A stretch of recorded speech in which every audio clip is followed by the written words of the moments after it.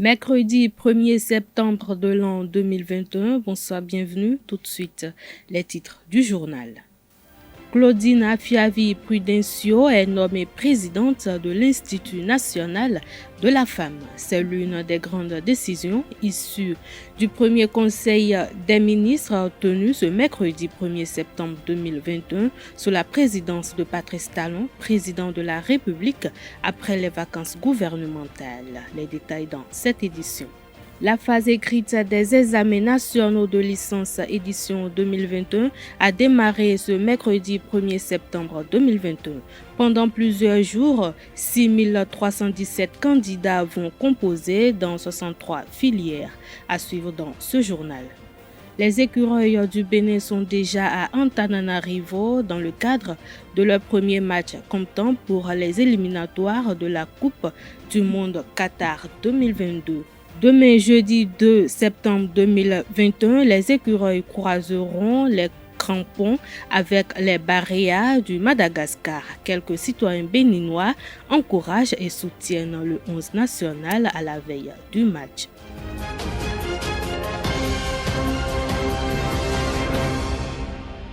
À nouveau, bonsoir.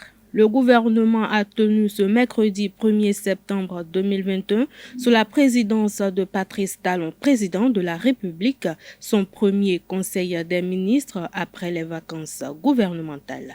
Plusieurs décisions ont été prises. On peut noter entre autres décisions au titre des mesures normatives, transmission à l'Assemblée nationale pour examen et vote du projet de loi d'orientation agricole, de sécurité alimentaire et nutritionnelle en République du Bénin, création, attribution et organisation de la brigade de surveillance et de contrôle des plans et cours d'eau en République du Bénin. Au titre des communications, on peut noter démolition d'une partie des immeubles de la berge lagunaire sud-ouest de Cotonou dans le cadre de la reconstruction du marché de Ganhi, mesure urgente pour faire face à la persistance de la pandémie de la COVID-19, disposition urgente de lutte contre la grippe aviaire identifiée dans des exploitations avicoles de certaines localités situées au sud du Bénin. Claudine Afiavi-Prudencio est nommée présidente de l'Institut national de la femme. La phase écrite des examens nationaux de licence édition 2021 a démarré ce mercredi. Pendant plusieurs jours, 6317 candidats vont composer dans 63 filières. Le lancement officiel des compositions a eu lieu au Collège d'enseignement général Les Pylônes à Cotonou. Reportage Seton Delarios à Djagbenon.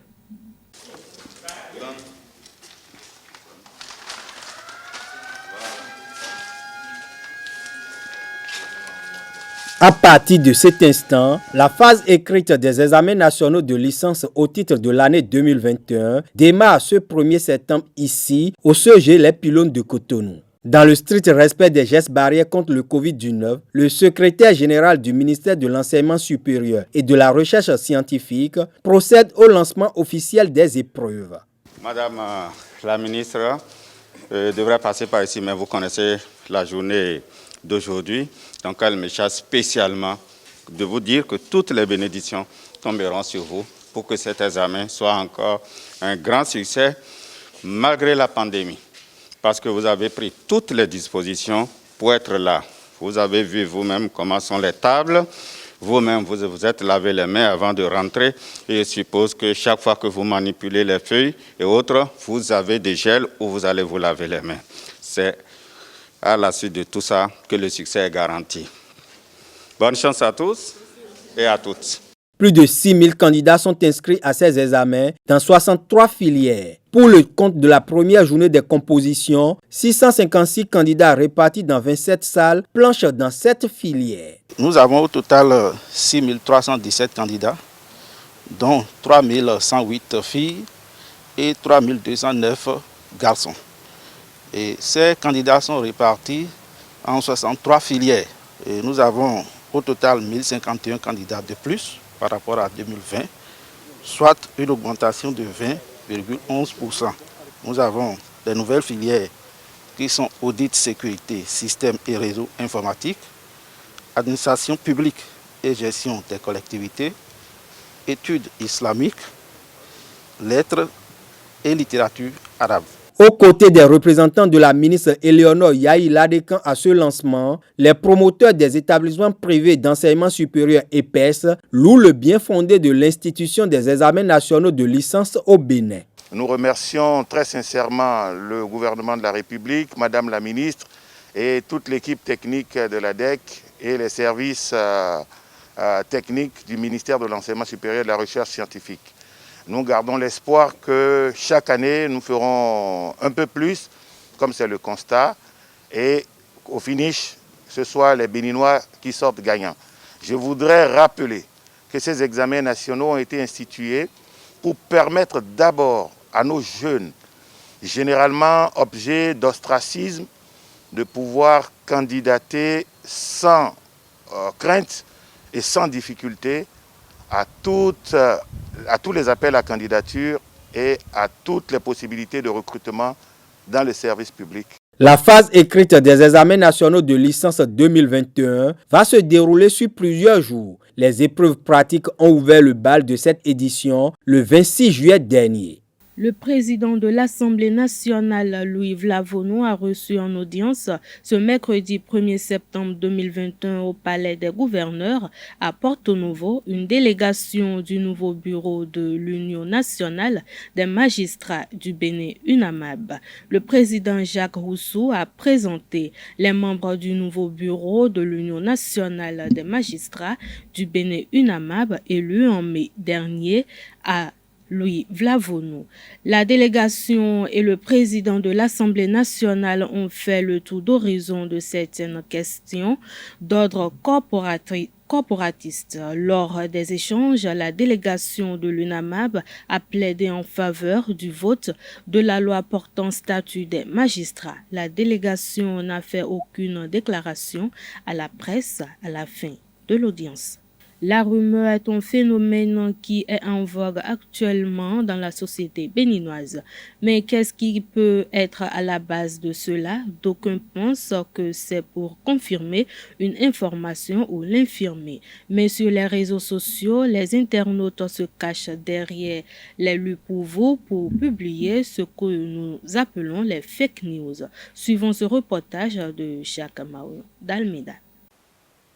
Les rumeurs les plus folles courent très souvent à propos d'événements marquants sur les personnes qui sont sous les feux des projecteurs. La rumeur est partout dans le monde et peut parfois faire le tour des médias très rapidement. Au Bénin, de bouche à oreille, elle peut se répandre très vite et peut avoir un pouvoir dévastateur. La rumeur est un fait de société que l'on rencontre dans les sociétés où les autorités administratives, bien celui qui porte la voix officielle, refuse de parler. Quand un problème se pose dans la société, que la population n'a pas une version officielle, il y a des individus qui lancent dans la masse une certaine rumeur, qu'on appelle en anglais les fake news. Et il revient à l'État, il revient à l'autorité de prendre la parole et de confirmer ou d'infirmer cette information. Mais quand l'autorité refuse de prendre la parole et de donner la version officielle des faits, la rumeur prend de l'ampleur. Donc c'est une forme de communication qui vient combler un vide que les populations ressentent quand il y a un problème. Donc c'est pour dire au gouverneur que si on ne veut pas que la rumeur prenne de l'ampleur, il faut que chaque fois qu'il y a un problème, que l'on monte au créneau pour situer les populations. Parce que les populations ne sont pas tous alphabétisées, elles ne sont pas allées à l'école. Donc il y a de ces malins esprits-là qui en profitent pour manipuler les populations, pour les pousser à la révolte. La rumeur est bolémique et a tendance à se nourrir et s'enrichir de tout ce qui se passe à côté. Une rumeur, vous voyez, c'est pour considérer ça un peu comme une boule. Vous voyez, quand une boule roule, ça ramasse tout ce qui est sur son passage et ça s'enrichit de ça. Donc ça s'actualise à travers ça. Et c'est le même fonctionnement avec la rumeur. Donc c'est comme une boulimie. Ça évolue comme ça et ça s'enrichit de faits nouveaux jusqu'à atteindre son destinataire. C'est du colpotage. On colpote l'information pour un objectif déterminé. D'accord? Donc, ça a un but. Et le contenu du message aussi, c'est-à-dire on met un contenu à dessein dans l'optique de faire passer un message autre peut-être que ce qui est. Sur les réseaux sociaux, la rumeur circule de plus en plus et on a du mal à cerner leur source exacte. En général, personne ne sait qui sont les auteurs de la rumeur et à qui elle profite. La rumeur n'est jamais innocente. Il y a toujours quelqu'un qui a entendu quelque chose, mais qui n'a pas tous les détails. Donc il envoie dans la masse une rumeur pour avoir le reste de l'information, pour confirmer cette dit. Donc parfois nous participons tous à confirmer la rumeur. De toute façon, les rumeurs, pour moi, c'est une bonne chose. Parce que c'est des rumeurs que sortent finalement la vérité. Et souvent, les gens disent que quand il y a une rumeur, c'est que derrière, il y a quelque chose qui se cache quand même. Est-ce que vous voyez? Donc, c'est des rumeurs que sortent la vérité. Il faut noter qu'à l'heure où la loi sur le numérique a été votée, les auteurs de ces informations courent de grands risques. Oui, il peut accourir des risques, mais le problème ici, c'est quoi? C'est-à-dire, quand moi je viens vers vous, par exemple, je dis, ah, vous avez entendu ceci, il paraît que ceci. Dès que je me réfugie derrière le il paraît que et autres, ce n'est pas moi qui le dis. Donc c'est difficile de pouvoir appréhender l'individu. Oui, il est difficile de connaître réellement l'auteur d'une rumeur. Parce que c'est quoi? Quand je dis X et que vous voulez répéter, vous dites Y. Et quand l'autre veut répéter, vous dites Y, Z. Donc chacun ajoute sa part pour enfler la rumeur. Mais nous n'avons pas le droit. La justice peut punir celui qui a relayé la rumeur. Parce que pour relayer une information, il faut avoir les preuves tangibles. Et par rapport à ceux qui font des commentaires, il faudrait qu'ils aillent vérifier, qu'ils aillent se renseigner pour voir si vraiment ces informations-là sont vraies. Toutefois, qu'elles soient fausses ou vraies, il faudra toujours vérifier les lieux pour vous sur les réseaux sociaux avant de les relayer pour que cela ne porte pas préjudice. Insolite à Dantokpa, 2 dépouilles ont été repêchées de la lagune de Cotonou ce matin. Les circonstances du drame ne sont pas encore élucidées, mais nos reporters ont surpris la scène et interrogé des riverains. Suivez attention aux âmes sensibles.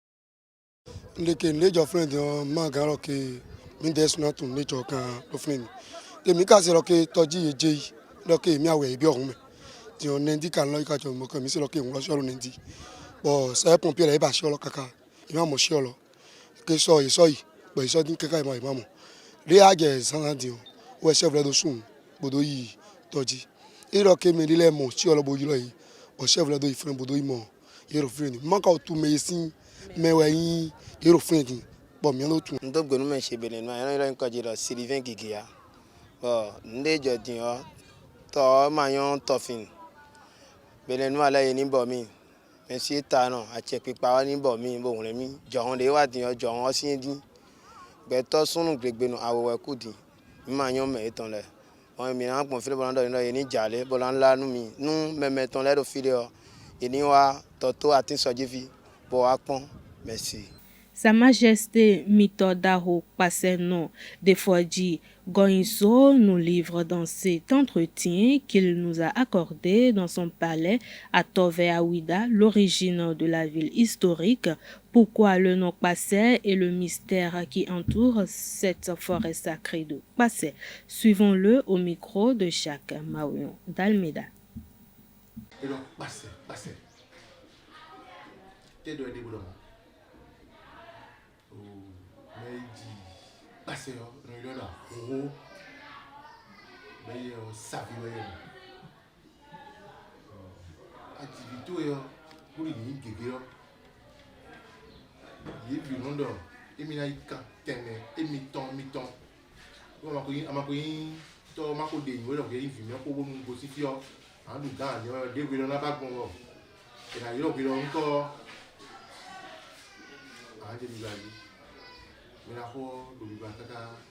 Nous entendons parler de Passé, mais sans savoir le sens de ce que nous disons. Le père du roi Passé s'appelle Ahoro et vivait à Savi. Mais dans l'ancien temps, quand les enfants naissent et sont nombreux, tous disent qu'ils iront ailleurs fonder leur propre domaine. Surtout si vous ne pouvez ou si vous ne parvenez pas encore à choisir un remplaçant parmi eux. C'est ainsi qu'il est parti à Adjatado et y est régné sur le trône pendant 8 bonnes années avant l'insurrection du peuple d'Adjatado. Sinon, nous-mêmes, nous ne venons pas d'Adjatado. C'est le roi Kwasé qui est allé là-bas pour des travaux champêtres.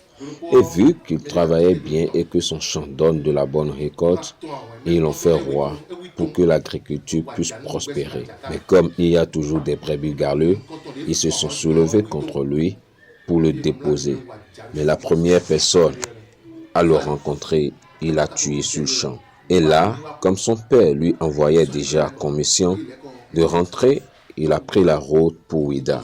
À son retour, il est allé voir son père qui lui a proposé de rester ou de siéger à côté de lui à Savi, mais ce dernier refusa qu'il ira faire domicile ailleurs. C'est de là qu'il est venu à Ouida. Il vient donc faire le champ et retourne après. C'est ainsi qu'un jour, il a érigé son domicile. Mais des années après, vu qu'il est beaucoup envié et persécuté de tous, il dit qu'il ne mourra pas pour que ses ennemis maltraitent son cadavre. Il dit à ses enfants qu'un jour qu'il disparaîtra. Un jour donc, on ne le retrouve plus et il s'est transformé en un animal qui se dirigea vers la forêt sacrée.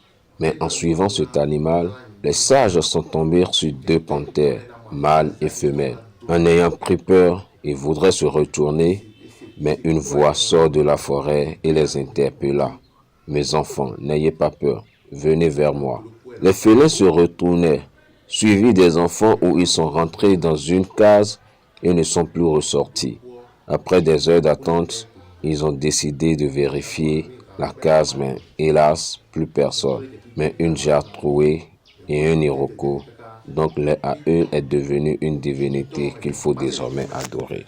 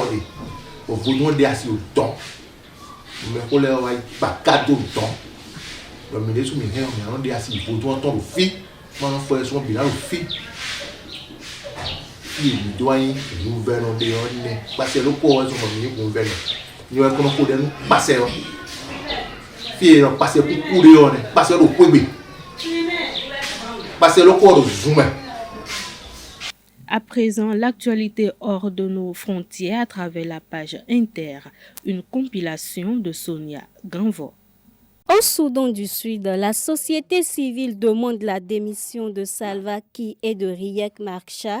Une dizaine d'organisations de femmes et de jeunes exhortent la population à manifester ce lundi 30 août 2021 à travers le pays. Elles accusent le président et le vice-président d'avoir plongé le pays dans le chaos. L'armée américaine a détruit un véhicule chargé d'explosifs ce dimanche 29 août 2021 dans les périphéries de l'aéroport de Kaboul à l'aide d'un drone. Cette défensive a supprimé une menace imminente du groupe État islamique IK contre l'aéroport de Kaboul, rapporte le Pentagone. Londres et Paris plaident pour la mise en place d'une zone protégée qui faciliterait la poursuite des opérations humanitaires à partir du territoire afghan ce dimanche 29 août 2021. Alors que les évacuations touchent à leur fin, le 31 août 2021, plusieurs pays ont déjà mis un terme à leur pont aérien. L'ouragan Ida frappe la Louisiane ce dimanche 29 août 2021, a annoncé les services météorologiques américains. Sans 120 000 foyers ont été privés de l'électricité dans la mi-journée d'hier à cause des désastres de l'ouragan de catégorie 4. À plusieurs endroits, le niveau de l'océan a été mesuré à plus d'1,5 mètre du dessus de sa moyenne habituelle. Il y a de cela 16 ans jour pour jour, le 29 août 2005, l'ouragan Katrina avait ravagé la Louisiane, faisant 1577 morts et causant 100 milliards de dollars de dommages. Katrina était un ouragan de catégorie 3. Au Yémen, plus de 30 combattants loyalistes sont tués ce dimanche 29 août 2021 dans une attaque sur une base aérienne, ont indiqué à l'AFP des sources médicales et loyalistes. Le porte-parole des forces armées, Mohamed Al-Nakib, a accusé les Houthis d'avoir lancé des missiles et tiré des drones. Sport dans cette édition, les écureuils du Bénin sont déjà à Antananarivo dans le cadre de leur premier match comptant pour les éliminatoires de la Coupe du Monde Qatar 2022. Demain, jeudi 2 septembre, les écureuils croiseront les crampons avec les Barréas du Madagascar. Quelques citoyens béninois encouragent et soutiennent le 11 national à la veille du match. Suivez plutôt. Déjà, il faut dire que c'est une nation déjà qui est déjà à la crampe du Bénin. Voilà. Mais personnellement, en étant béninois, voilà, en étant fier de nos écureuils, je pense quand même que c'est un match qui peut permettre quand même au Bénin d'empocher les 3 points. Parce que Madagascar est une grande nation de football, mais c'est quand même à la portée du Bénin. Donc je pense bien que le Bénin peut arriver à bout de cette équipe de Madagascar. On espère une victoire. Hein. On veut une victoire pour dire vrai. Les expériences passées avec les écureuils, ça n'a pas trop réjoui. Donc on espère que cette fois-ci, ils vont ramener une victoire pour nous donner un peu espoir. Au moins, Tominto a gagné. Il pleut une neige comme tu as gagné. Donc, Tominto, il nous con. C'est que, au moins, nous con, nous avons mis. Au moins, nous avons mis. Et nous avons gagné 2-0. Il faut dire que. On espère toujours que le pays gagne. Je n'ai jamais été quelqu'un qui a vraiment trop misé sur les écureuils. Mais il y a quand même de l'espoir. Bon, le Bénin, mon pays, et moi je mise trop sur mon pays et je sais que la victoire sera de leur côté.